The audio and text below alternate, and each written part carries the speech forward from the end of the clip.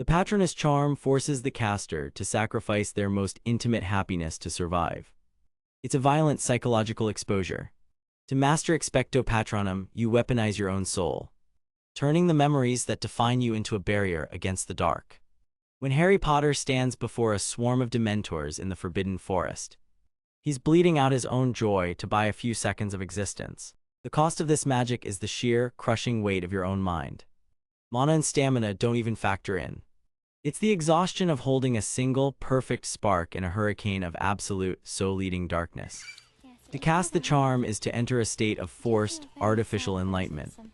You hold a single, powerful memory in your mind while standing in the presence of a creature that exists solely to drain that feeling from you. If your focus wavers, you are left defenseless against the cold. But if you succeed, you have done something far more dangerous than simply casting a spell. You have revealed who you are to anyone watching. A corporeal Patronus is a mirror. It takes an animal form that shows your deepest affinity, a truth you can't hide once the silver light takes shape. Look at Remus Lupin. His lycanthropy defined him, and he spent his life hiding his true nature from everyone. When he faced Dementors, he only conjured a wisp of silver mist instead of a full shield. By holding back the strength of a full Patronus, he kept his inner self locked away. He knew that in high-stakes magic, your Patronus is a vulnerability as much as a weapon.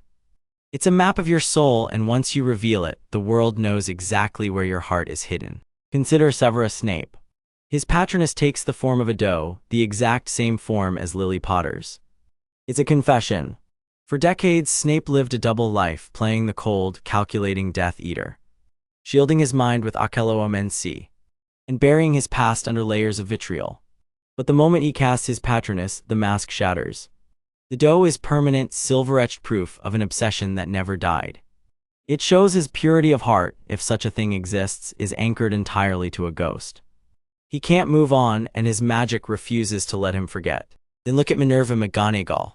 Her Patronus is a cat, matching her animagus form. It fits her rigid, watchful nature and her need to protect. Snape's Patronus is a hiding place for his grief. McGonagall's is an extension of her duty. She turned her whole self into a shield for her students, and her Patronus shows that. The Dementor is the exact opposite of a Patronus. A Patronus is a forced, crystallized memory, while a Dementor is the absolute absence of memory. It is a vacuum in the soul. When a Dementor approaches, it makes you completely empty. It strips away your ability to remember the warmth of a mother's touch or the pride of an accomplishment. It forces you to live right in the middle of your worst trauma. To fight back, the Patronus has to be a stubborn, aggressive refusal to stop existing. It is the mental act of saying, "I am here and I refuse to be hollowed out." The physical toll of this process is immense. We see Harry collapsing after his lessons, his skin clammy, his body shaking. His mind reeling from the effort of pulling a memory from the depths of his subconscious to the surface of his conscious mind. It is a taxing, draining process that leaves the caster vulnerable in the moments after the spell is broken. It is a form of psychological surgery, where you are forced to peel back your own layers and hold them up against the freezing, dark void of the Dementor's reach. The legend of Raczidian serves as the ultimate warning of what happens when the unworthy attempt to manifest a force as pure as the Patronus. The story goes that he attempted the charm, but because he lacked the necessary purity of intent, the magic turned inward. He was not merely silenced. He was consumed by his own wand's output, devoured by a swarm of maggots that sprang from the very force he tried to command. This is the dark side of the mirror. The Patronus demands a specific alignment of the soul. If you try to force a shape that does not match your true nature, or if your intent is hollowed out by malice, the spell does not just fail, it destroys the vessel that tried to contain it. This brings us to Dolores Umbridge. She successfully conjured a corporeal cat Patronus while presiding over the misery of her own regime. Critics of the purity theory point to her as proof that the spell has nothing to do with moral goodness. But if you look closer, the cat tells you exactly who she is. It matches her cold, controlling nature. She is a woman who collects ceramic kittens, who obsessively curates her environment to be small, controlled, and suffocating. Her Patronus reflects a controlled heart. It's the manifestation of a woman who trapped her own spirit in a cage of her own design. Her Patronus is a map of her prison. The history of this magic stretches back to antiquity, with figures like Andros the Invincible, who was said to summon a Patronus of giant proportions.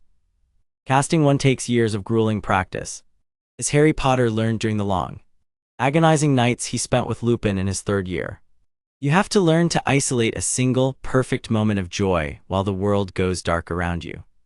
When Harry later taught Dumbledore's army, he proved the charm was a skill you could forge through sheer, relentless dedication. The ancients didn't hold a monopoly on it, but even then, the danger always remained. The Patronus requires you to be honest with yourself, even when you are terrified. You can hide your spells and your wand, and even fake your allegiances. But you can't hide the shape of your own spirit. When you cast the Patronus, you're pushing away a Dementor, but you're also showing the world the truest version of yourself. For many, that's the most terrifying prospect of all. The spell asks you to be known. And in a world of shadows, being known is the ultimate risk. Is purity a moral absolute, or is it just the mental cost of holding a single, unadulterated thought? Probably both. Casting the spell strips you bare. You're forced to choose. Maintain your secrets and risk the darkness. Or throw your truth into the light and hope that what stares back at you is something you can live with. The Patronus demands something from you. It's a burden for the brave and a mirror for the damned. Once you have seen the form of your own soul, you can never look at your reflection the same way again. You're staring into a mirror of your own identity. And you have to decide if you have the courage to acknowledge the person staring back at you.